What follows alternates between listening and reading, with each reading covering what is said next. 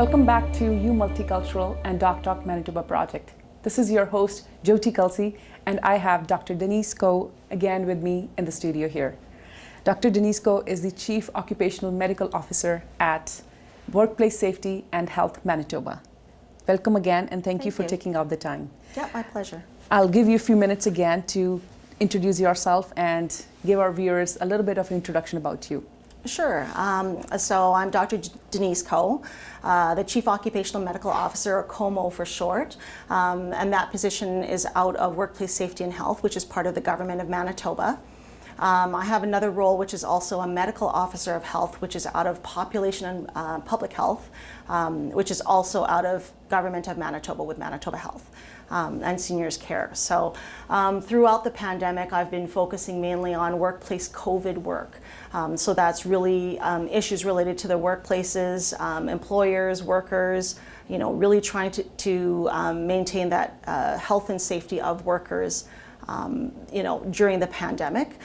So I've been working on a lot of guidances and tools to help workplaces assess their workplace and, deal with clusters and cases of COVID in their workplace. Right. Dealt with a lot of issues with higher risk workplaces and work settings.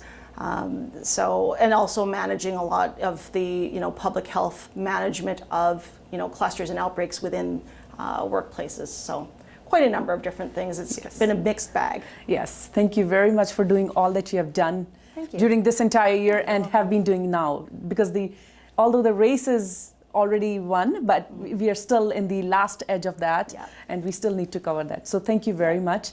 So today's episode, we're gonna focus on more the vaccinations for people higher at risk and minority communities. Mm-hmm. So the question that we always get is now that the immigration is getting relaxed again, people are coming in. So what do you have to say for the new immigrant or somebody who's a new foreign temporary worker who are not vaccinated and are a little bit reluctant to get vaccine yet? Okay. I would think would be a concern regardless, because you can't enter until you're vaccinated. But what do you have more information for them keeping in, because their country rules might be different. Once you come in Canada, it's totally different. What do you want to say to them? What we found in our Manitoba data is that people who identify as BIPOC, so Black, Indigenous, and people of color, as well as lower socioeconomic status, are actually associated with increased risk of getting COVID infections, as well as increased risk of having severe disease or death from getting a COVID infection. So, and that's compared to white Manitobans. So that's an important piece of information to know, and also to know that our data was consistent with other jurisdictions across the world and in Canada. So we're not unusual in that aspect. Right. So I think that part is important, and there's even that much more of a risk and a reason to get vaccinated if you belong to if you identify as a BIPOC person. Community. Yes. So I think that's probably the main thing, is that's even the most reason for you to get vaccinated, and for your to get your loved ones vaccinated as well. So what factors do you think are playing in making those BIPOC communities more vulnerable to this infection? Well, basically, there's, if we're looking at workers and workplaces, there's a number of factors and issues that increase the risk to BIPOC workers. So people who identify as BIPOC are more likely to have multiple jobs and have less job security, which does increase the risk, because they're exposed to more people and more contacts than maybe somebody who is not BIPOC. They're more likely to carpool or use public transit. Carpooling was a big risk factor that we've really found in a lot of our clusters and outbreaks. So that was a big transmission event, carpooling. So they're also, BIPOC individuals are more likely to be in critical or essential worker positions where they're not able to work remotely, and so that also increases the risk. And then there's other factors that increase the risk as well that aren't specifically related to the workplace or their work, but are still important aspects to why why they're at a higher risk. Yeah. For instance, overall, people who are BIPOC are more likely to live, work, and socialize together. So that all increases their risk because of that exposure to multiple people. Right. They're more likely to live in multi-generational homes and experience overcrowding. So again, that increases that risk. Right. They're also more likely to be new Manitobans or immigrants, have a lower socioeconomic status, which also increases the risk, and also face sometimes structural disadvantages, barriers, to access to health care and services, which includes vaccine. Right. So all of these things together really increase that risk and is more of a onus for somebody who is BIPOC to get vaccinated, because that's the best protection that they can have. Yeah, and I can very well relate with that, right? Considering my parents are here, they're visitor immigrants, and all of a sudden you think that they don't have a health card and they can get vaccine. But luckily I got the information, you try to find out how they can get it, right? So that's a good point. Why I mentioned that is, although some people may have their parents who may not be permanent resident or don't have a health card, but thanks to Manitoba government or overall, I would say, they're offering vaccines to everybody because they want to make sure that everybody has that so that we can protect not only ourselves but everybody around us. Right. So that's a big key factor in it, that we should get the right information, and also with the cultural differences that BIPOC communities have, it does play a role in it. Yeah, so what do you think, how can we protect the BIPOC communities or increase the awareness? Like, what is needed to be done that this is still the factor that is existing? Well, so the number one way to protect our BIPOC communities is to get as many people as possible vaccinated within that community.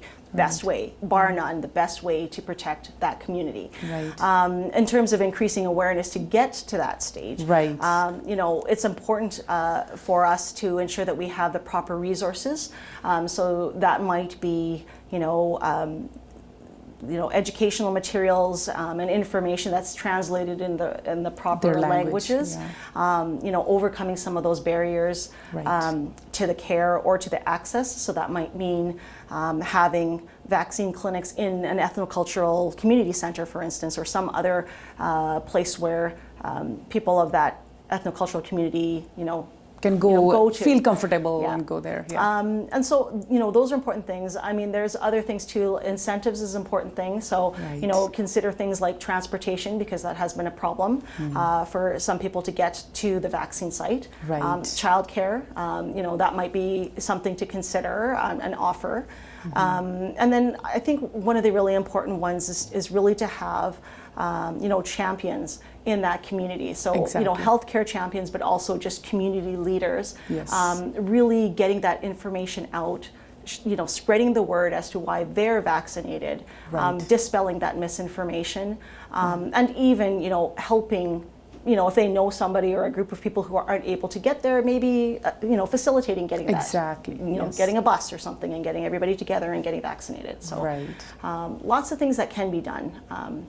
Yes. And so we're working on those things. Yeah, no, for sure. Those are very key points, like, home childcare, getting them transported to the place where they can get. Those are the key points. And only small things like that sometimes become a hurdle in somebody who do want to get vaccine. Right. Other than that, the misinformation, somebody like a leader that you mentioned who can help spreading the right information and get that out and clarify that question. And this is what this Doc Talk series is all about. Get those answers questions. So another one that I want to cover is the mandatory vaccination part. Like, why, again, I mean, this is a simple question, but again, there are some people who still need to hear it. Why do we all need to get vaccinated, right? Coming from you, I think would make a difference, right? Sure. Well, it's important for everyone who's eligible for the vaccine to get vaccinated. Really what it does, the vaccines are so effective that it helps protect, and prevent that infection, so protects the individual getting vaccinated, but it also helps protect the people around them. So it's really important for the, the highest number of us, the most people possible within, a population or group to get vaccinated, because it does afford that immunity for the whole group.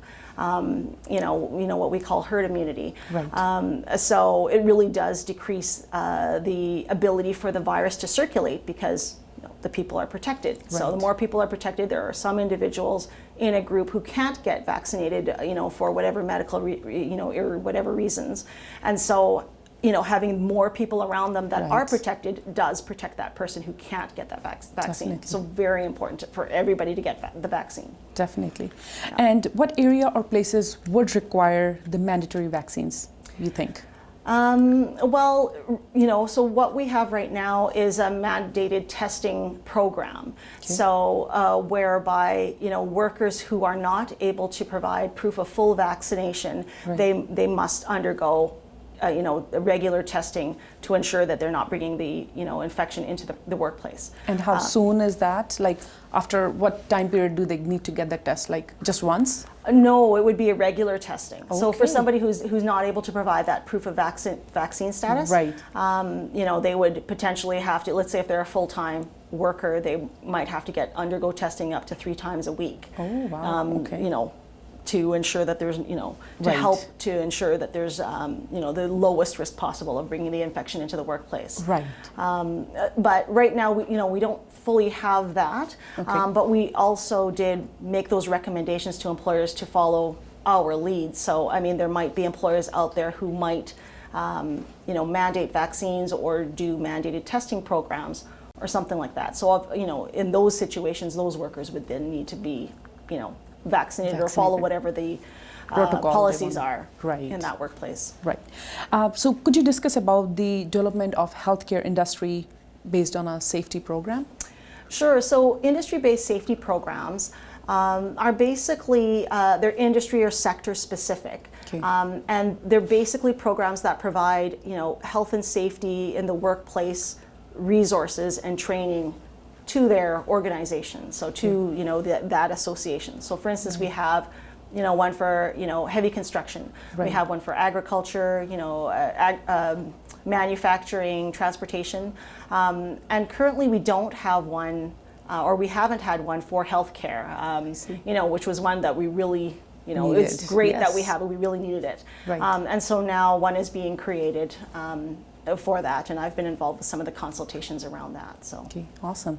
Yeah. Like, what do you think the main goal of that program is to achieve is? Well, really the main goal is to, provide the sector-specific resources, training sometimes, and potentially also accreditation of the employers within that program. Okay. So really just to improve the health and safety of the workers in that industry, because every industry has like different, risks that are involved with that particular, industry or sector. So it makes sense to have resources that are specific to that and sort of look specifically at the risks related to that industry. Right. So it's just a way of really improving the health and safety of those workers. Perfect. Yeah. I want to end this session with one big question that everybody has, although we are sitting at 6 feet apart. But people still feel like I have vaccination. I do have double doses. Why I'm asked to wear the mask again? Because I know a few weeks ago we were told no mask, it's your choice, but then all of a sudden it was mandated again. Yeah. So what do you think, why this mask is still required for even the double dose people? So the fully vaccinated people, still, it's, no vaccine or treatment is 100% effective. We have very highly effective, so, greater than 90%, so very good. Prevention of COVID infection and also severity of disease, and also minimizes the transmission. So if you were doubly vaccinated, you were less likely to transmit the infection to somebody else. So you can still get the infection, but you're less likely, if you do get it, to have a severe illness. So you're more likely to have a mild illness, and you're less likely to transmit it to others around you. Right. But again, so they're very effective, but not 100%. So really, masks and other control measures are still very important because we're at that point where we have to do everything we can to lower that risk. Right. And masks do play an important part of it as well. particularly for those that are not vaccinated. Yeah, so I do see precaution is better than cure being applied here very well, which is, I guess, has been saving us, right, since this all started. So I would say it doesn't hurt to be more precautious, right? Yes, for sure. Thank you, doctor, again, for taking the time to share every piece of that valuable information, because this is what we need to hear right now. This is what our viewers need to know so that we can encourage people to get the vaccines, those who are left. I know the numbers are increasing, which is a good news. Also, I want to take a moment to thank Manitoba government and Doctors Manitoba, who do offer great help to all the doctors and physicians in offering incredible service to all the Manitobans. Stay tuned with U Multicultural and DocTalk Manitoba project for more information about COVID-19 vaccine. Thank you.